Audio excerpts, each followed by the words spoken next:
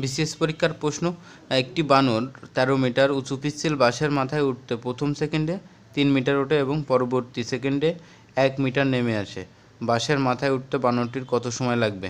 অর্থাৎ মোট দৈর্ঘ্য বাঁশের 13 মিটার, সে প্রথম সেকেন্ডে ওঠে 3 মিটার, পরবর্তী সেকেন্ডে সে নেমে আসে 1 মিটার।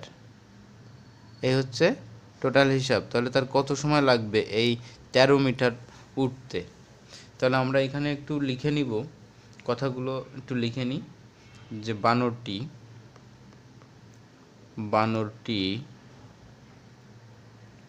ওঠানামা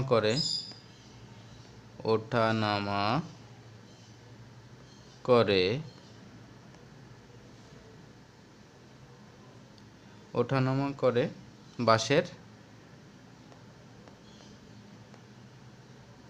বাঁশের নিচের অংশে, প্রথম দিকে অর্থাৎ গোড়ার দিকে নিচের অংশে।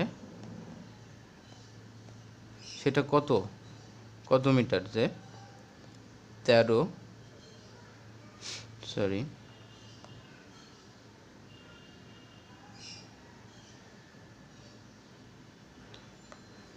13 বিয়োগ 3 সমান 10 মিটার। কারণ সে এখানে 13 মিটার হচ্ছে মোট বাঁশের দৈর্ঘ্য, সে প্রথম সেকেন্ডে 3 মিটার উঠে যাচ্ছে। এবার সেখান থেকে বাকি থাকছে আর 10 মিটার, যে 10 মিটার সে পরবর্তী সেকেন্ডগুলোতে বা সময়ে সে ওঠানামা করবে। তাহলে বানরটি এসছে প্রথম বাঁশের দৈর্ঘ্যটা গেল। এবার আমরা বের করব যে বানরটি প্রথম সেকেন্ডে ওঠে 3 মিটার, প্রথম সেকেন্ডে ওঠে 3 মিটার এবং পরবর্তী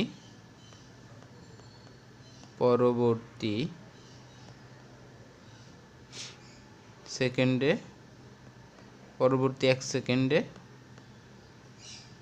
নামে 1 মিটার।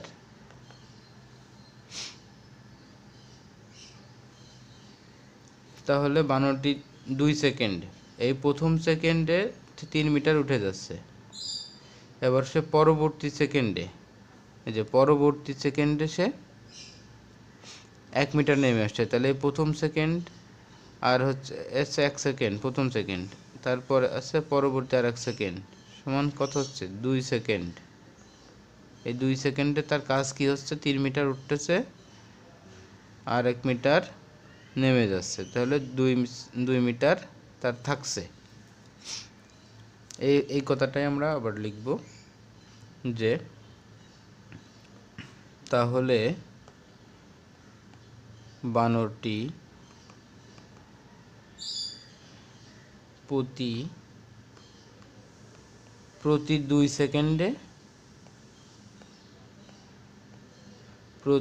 সেকেন্ডে কি করে? ওঠে।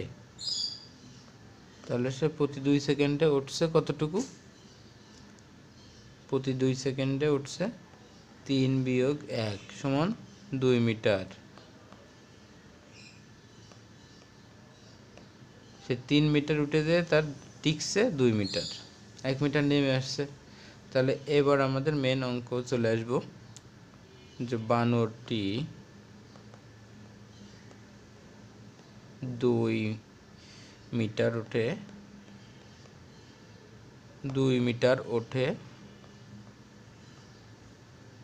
2 সেকেন্ডে।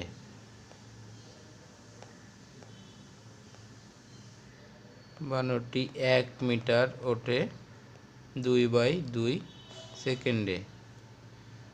বানরটি বাকি যে 10 মিটার, 13 থেকে প্রথম অংশটি বাদ দিলে যেটা থাকে, যে এটা 10 মিটার ওঠে 2 গুণ 10/2 সমান 10 সেকেন্ডে।